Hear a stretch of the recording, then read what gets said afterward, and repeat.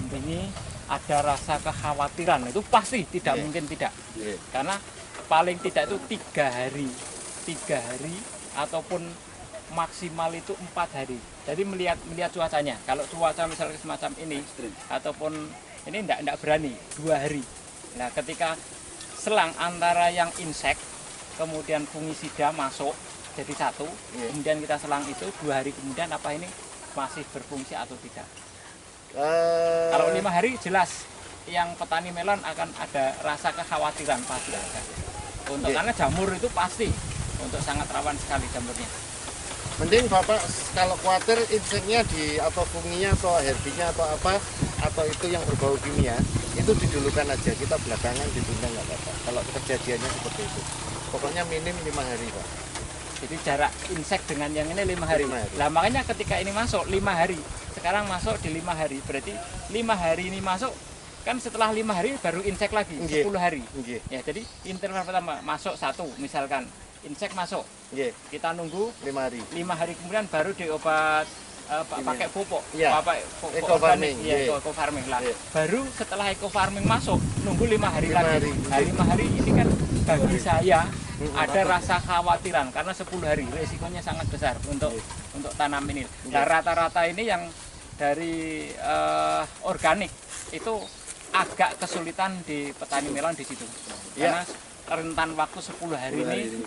Betul, tapi karena kami sudah membina petani melon semangka dan sejenisnya, itu rata-rata setelah disemprot eco farming, contoh nih inseknya dulu Pak, 5 hari baru eco farmingnya, habis itu inseknya kan.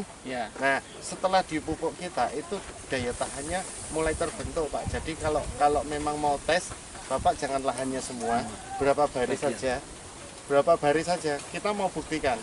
Enggak disemprot 5 hari. Biasanya tanaman melon itu, ini sekalian, tanaman melon itu ketika berdekatan, ini bisa dilihat. Ini tanaman yang sudah tua, hampir panen.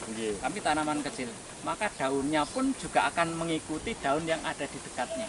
Biasanya semacam itu. Gitu ya? Ya, jadi misalkan tanaman yang sudah agak mau panen, paling 10 ataupun beberapa hari kemudian dia mau panen, berdekatan dengan tanaman yang kecil, maka ini akan terpengaruh, akan terbawa dengan tanaman yang sudah sepuh. Nah, yang sudah tua tadi. Yang sudah sepuh kan tidak kita aplikasi Pak, karena kita ada batas. Ini yang muda ini yang biasanya mempengaruhi. Terbawa justru ini dia tanaman melon itu yang muda terbawa yang tua. Biasanya semacam itu, apalagi ketika di tanaman yang satu kita aplikasi, yang satu tidak. Ini kan ada rasa khawatiran, terus terang kami ada khawatiran karena ketika kami aplikasi pengobatan itu harus serentak selesai, bahkan sampai malam misalkan tidak selesai kejar terus karena takut.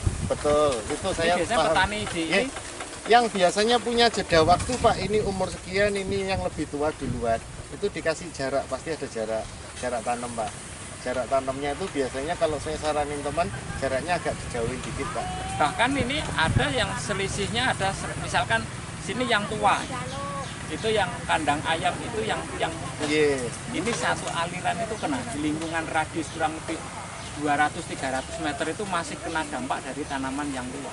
Untuk tanaman melon. Dampaknya apa Pak contohnya? Ngikuti. Hama yang ada di tanaman tua itu tanaman kecil juga sama. Nah, ini kalau memang ini bisa, ya kami sendiri juga masih ini ya, ini masih kami pelajari, akan kami aplikasikan, akan kami coba seperti apa. Monggo, nanti saya dampingin Pak, supaya kekhawatirannya berkurang. Ya, kekhawatirannya di situ karena Pak, kita mainnya kayak orang main ini, kayak orang judi, jadi spekulasinya terlalu kan gitu. Tapi insya Allah Pak, menang dan kalah. Ya. Insya Allah nanti yang Bapak khawatirin itu insya Allah nggak terjadi. Kenapa? Karena kita membentuk imunitas Pak di situ. Jadi kalau tertular pun dia tetap tahan Pak. Insya Allah. Oke, kalau memang itu kita buktikan di ini, di lapangan. Monggo. Ya. Siap. Sahabat Sinergi, kita tunggu video pembinaan melon di Bapak Pak Jihandono. Kita